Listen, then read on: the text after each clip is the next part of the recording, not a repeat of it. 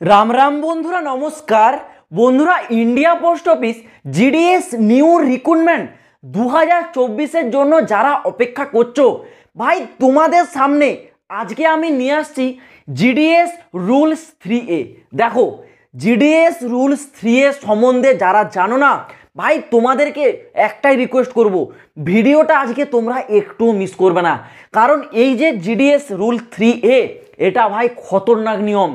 এটাকে বলা হয় জিডিএস এর কালা কানুন, মানে কালো নিয়ম। মানে বুঝতে পারছো এটা কতটা ভয়ঙ্কর ভাই। এইখানে যেই সমস্ত রুলস এবং রেগুলেশনগুলো আছে সেগুলো তোমরা শুনলে ভাই চমকে যাবে। সবাই বলে না যে জিডিএসে ভাই চাকরি করা খুবই কঠিন, জিডিএস থেকে আমরা ছেড়ে চলে আসছি, জিডিএসে এত চাপ। তারা হচ্ছে জিডিএসে যাওয়ার আগে এই জিডিএস রুলস 3 সম্বন্ধে পড়েনি, সেই জন্যই ভবিষ্যতে তাদের এই সমস্যাগুলো হচ্ছে। তো তোমরা যারা জিডিএস নিউ ভ্যাকেন্সির অপেক্ষা করছো, তোমাদের জন্য আজকের এই ভিডিওটা সব থেকে ইম্পর্টেন্ট ভিডিও। কারণ আজকের ভিডিওতে রুলস 3A-তে তোমাদের যে মেন ইম্পর্টেন্ট বিষয়গুলো আছে, মেন নিয়ম, সেগুলোই আজকে আমি বলে দেবো। দেখো, এক ধার থেকে শুরু করছি, ঠিক আছে। প্রথমে তোমাদের জিডিএস রুলস 3A প্রথম যে নিয়ম সেটা বলে রাখছি। দেখো, জিডিএস এর ডিউটি টাইম থাকবে 5 আওয়ার্স। মানে তোমাদের যারা জিডিএসে যাবে, তোমাদের ডিউটি টাইম 5 ঘন্টা, এর বেশি ডিউটি করতে হবে না। তো একটা জিনিস তোমরা শুনে খুব ভালো লাগছে যে 5 ঘন্টা ডিউটি মানে কম কাজ, কিন্তু এরকমটা নয়। 5 ঘন্টা ডিউটি অর্থ হলো এটাই, তোমাদের এই যে জিডিএস যে চাকরি, এটা তোমাদের ফুল টাইম চাকরি নয়, এটা তোমাদের পার্ট টাইম চাকরি। এবার অনেকে বলবে এটা কি করে পার্ট টাইম চাকরি, এটা তো সরকারি।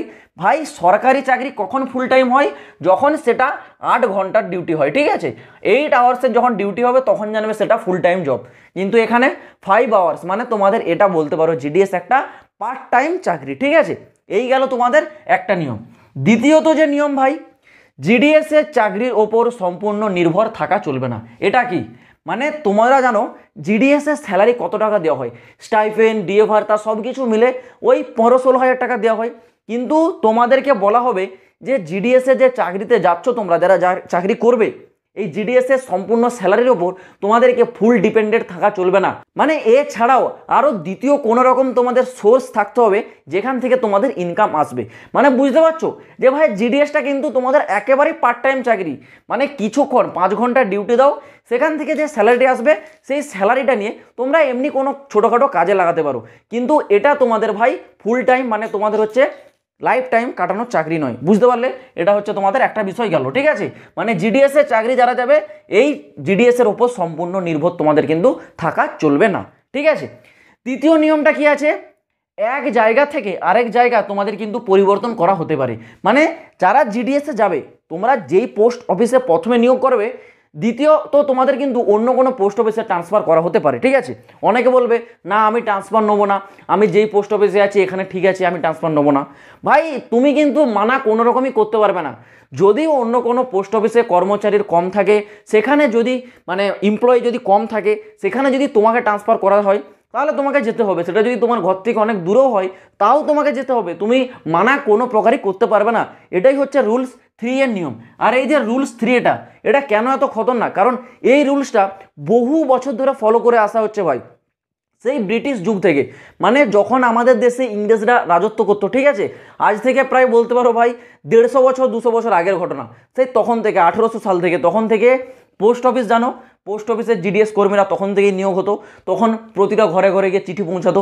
সেই যুগ থেকে ভাই এইসব নিয়মগুলো কিন্তু চলে আসছে, আর এখনও এই নিয়মগুলোই কিন্তু ফলো করা হচ্ছে।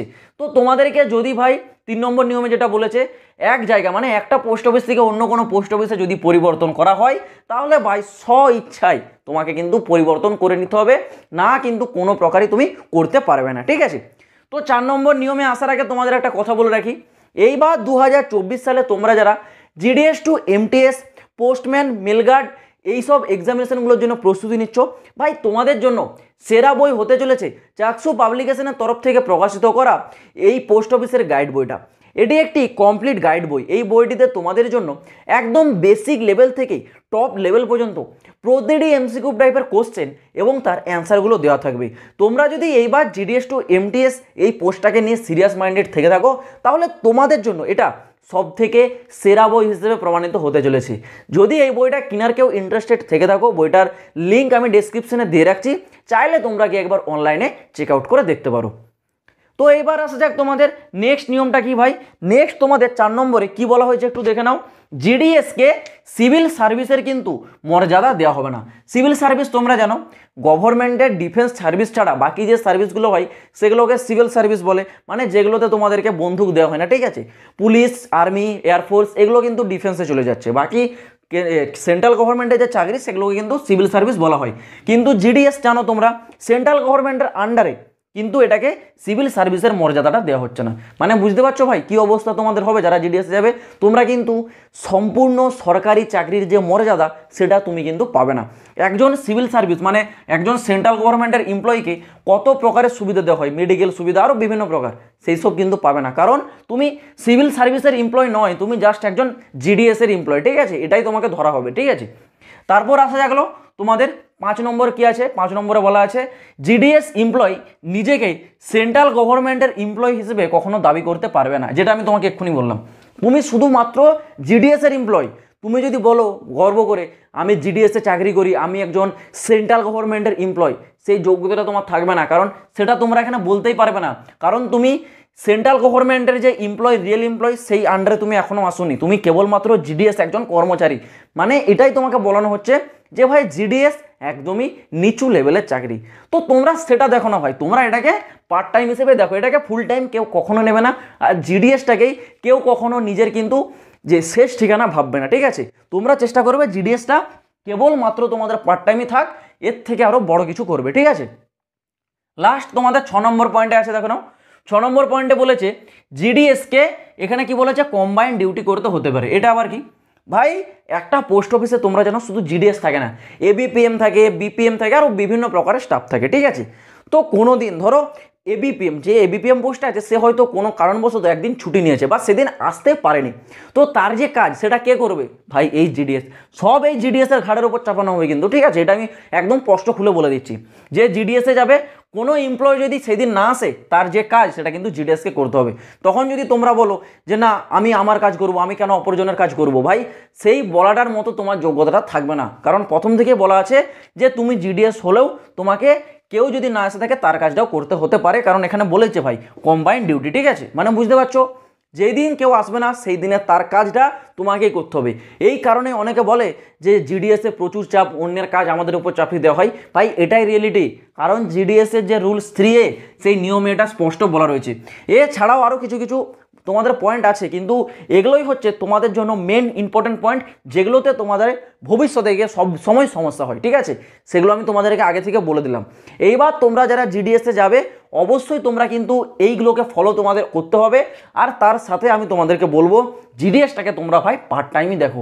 যেটা সরকার তোমাদেরকে বলছে পার্ট টাইম, সেটাকে তোমরা সেই নজরেই দেখো। তোমরা চেষ্টা করো ভাই, জিডিএসে আমরা 5 ঘন্টা তো ডিউটি দিচ্ছি, 5 ঘন্টা, ঠিক আছে। একটা দিন সারাদিন ভাই 24 ঘন্টা, তা তোমরা দিচ্ছ মাত্র 5 ঘন্টা, মানে 19 ঘন্টা টাইম।